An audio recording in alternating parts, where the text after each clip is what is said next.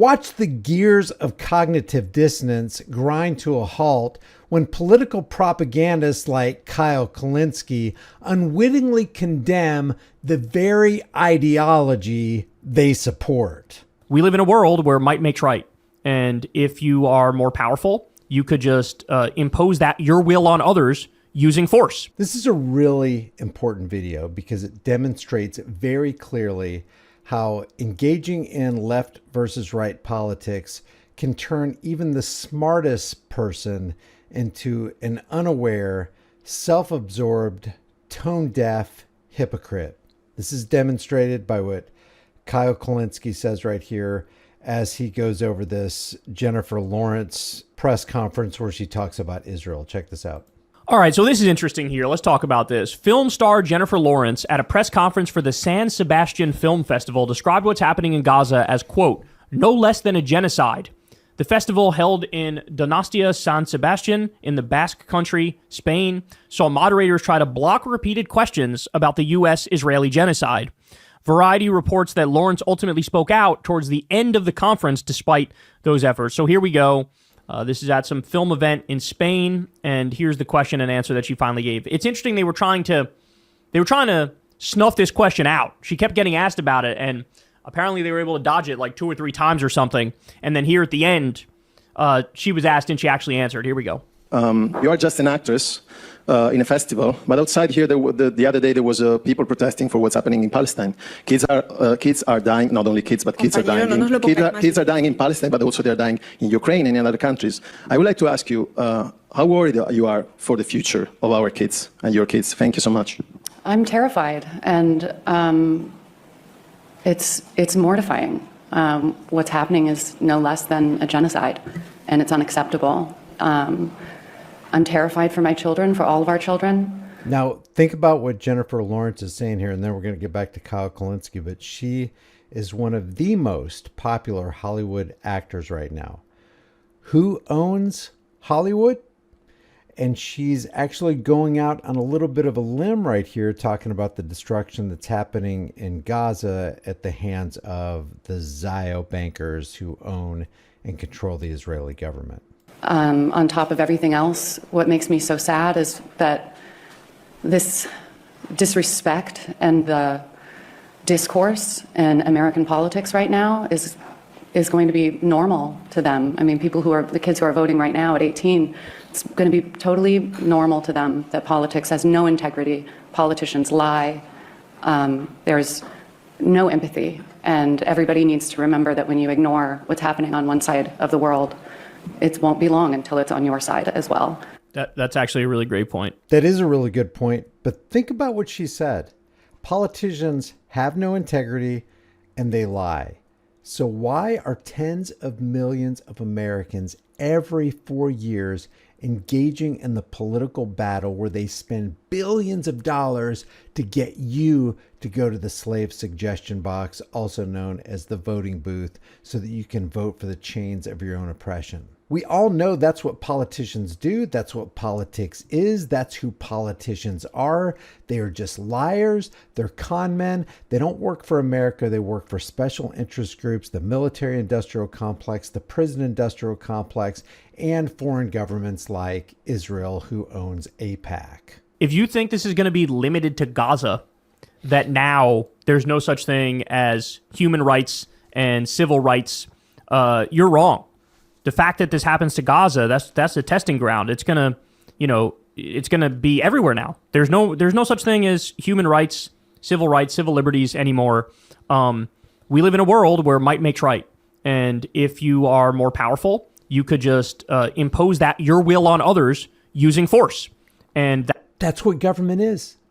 You're imposing your will, the government, the people who own and control, because that's what government is. It's just made up of people.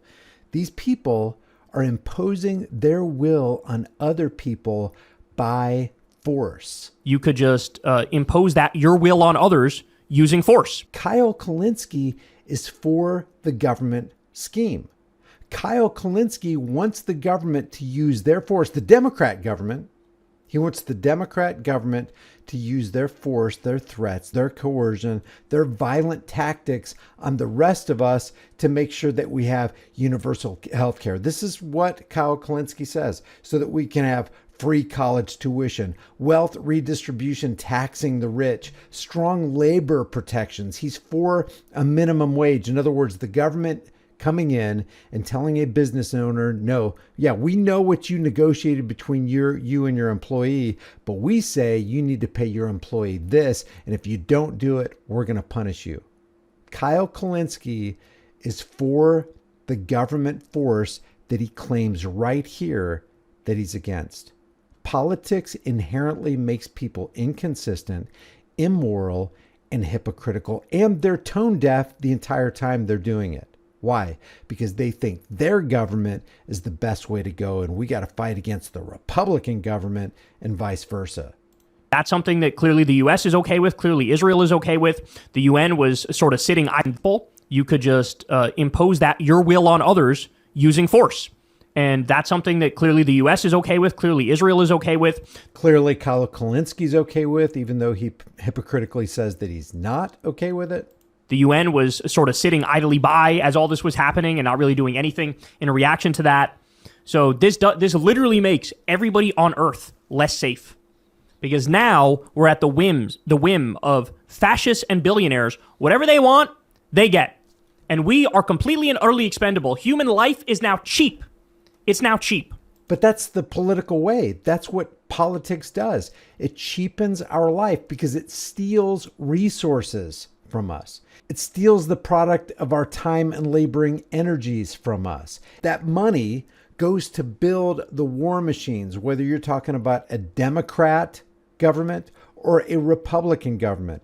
The national debt always increases. Money is always devalued. You're always going to have to work harder to produce and get less. Government is not the answer to your problems like Kyle Kulinski and other people think. Government is the problem. And to her other point, that's also very smart, what she said there, because it's true. Think about kids growing up in this era and what they're being taught, even though it's not explicit. They're just being taught by just observing reality. What they're being taught is, oh, this is how to act in the world. Act like Trump and you'll become president. You'll become successful. Well, what does Trump represent? We all know what he represents. He represents selfishness, greed, narcissism, callousness, right? Racism, sexism, bigotry. Name a president that wasn't a narcissist. Name a president who wasn't controlled by the Zio International Banking Cartel.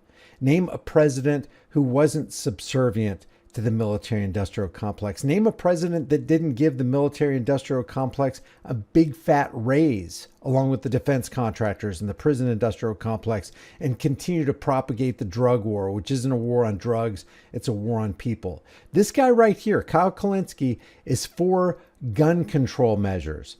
Gun control is people control. He likes to use these euphemisms. He's for background checks. He's for closing the gun show loophole. He's for red flag gun confiscation laws. This guy right here, who just said government, basically he said what George Washington said.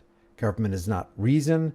It's not eloquence. It is force. It's violence. It's threats. It's coercion. It's forcing people to do something that they don't want to do. And like fire, it's a dangerous servant and a fearful master. This guy promotes the fearful master called government, while he condemns the fearful master called government.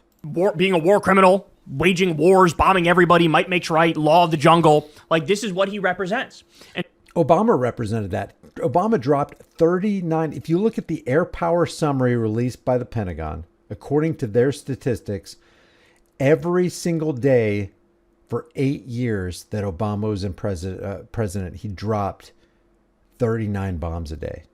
Trump dropped 46. They're dropping bombs. They're blowing people up. They're destroying nations. They're stealing resources. Democrat president, Republican president, it doesn't matter. This guy knows this. so if you're a young kid growing up in this environment, you're a young male growing up in this environment, you look at that and go, that's how I'm supposed to act? Okay, I guess so. This guy's president. Like, this is who we're supposed to look up to, right? And in other words, it's a war on all the things that we were taught growing up is the right way to be. You know, be humble, be caring, be altruistic and empathetic. You know, look out. If you're going to be that, you're going to be against government. If you're going to be humble, if you're going to be empathetic, if you're going to be altruistic, you're going to be against politics, which is the antithesis of all those good characteristics and qualities. For other people, try to abide by equality and egalitarianism and justice. Have a good set of moral values. Treat others as you would like to be treated. Now it's like, you know, treat everybody else like a sucker, like a mark. Try to get one over on literally anybody and everybody. Because as long as you make out better off, then, hey, you win, right? Zero-sum type shit. That's all of politics. All of politics needs to be flushed down the toilet. This is where we're at now. This is where we're at. And that, you know, you want to talk about fearing for the future of humanity. That is something to fucking fear right there, bro. But I really hope we can make it so that actually being a good person makes a comeback, you know? Because being a good person was viewed as like, oh, look at you, you're a fucking dolt. You know, you can't be a good person and push for example. And it sounds good to give people universal health care, but that's not free. You have to steal massive amounts of money from people to provide those free things. Hot school lunches. It sounds like a good idea, but it's not free. If you're saying in order for us to provide school lunches for kids in public school, you need to steal a whole bunch of money. And if they don't let that money be stolen, then you can march right in there at the barrel of a government gun and force them to do it. And if they continue to not comply, you can throw their asses into a cage. So if you want government to do something for you, you're actually asking the government to point their guns in somebody's faces saying, give me this money because we're going to use it for this good thing. That is inherently evil. Even if the end result is some kid gets a hot school lunch. Well, you just took lunch money out of somebody else's pocket, a parent's pocket who is providing for their kids under voluntary mutual cooperation between human beings. You could just impose that your will on others using force. You're adult, you're a simpleton. You know, you're not trying to get one over on other people. You're not like manly and competitive if you're not trying to get one over on other people. And it's like, I hate to tell you, but this is a race to hell. This is a race to the bottom.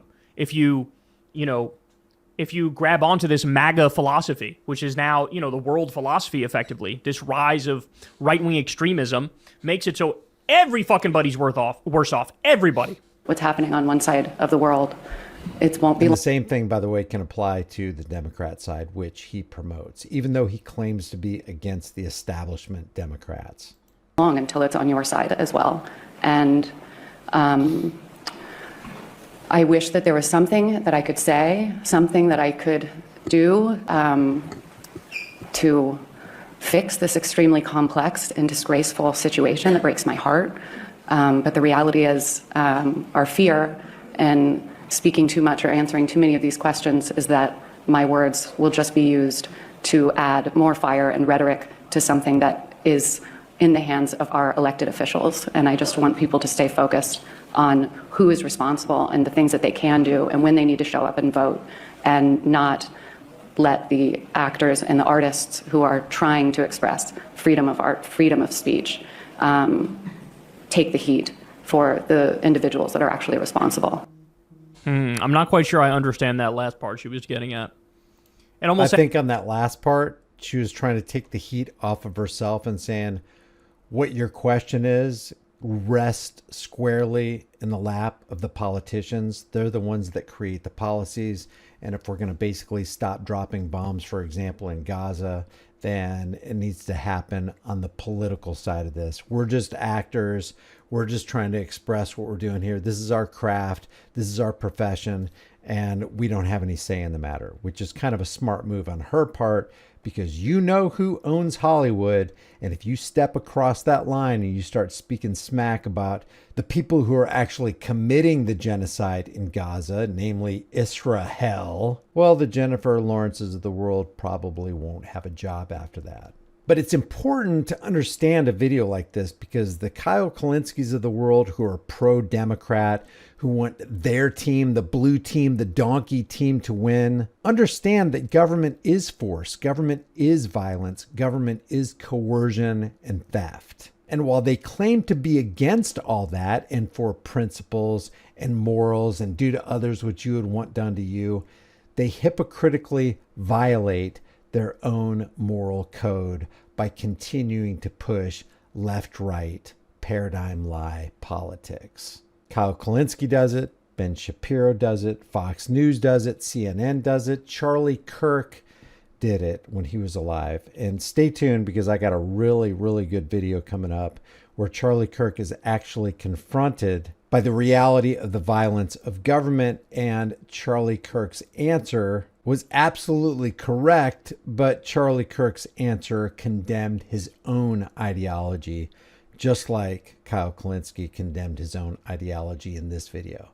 Leave your thoughts about this. If you like this content and you want to support the channel, you can do it for absolutely free. Just take a second right now and like this video, share this video, comment under this video, subscribe, and hit the bell notification icon. I really appreciate you guys being here. This is The Disturbing Illusion. I'm Brian, and I will see you in the next video.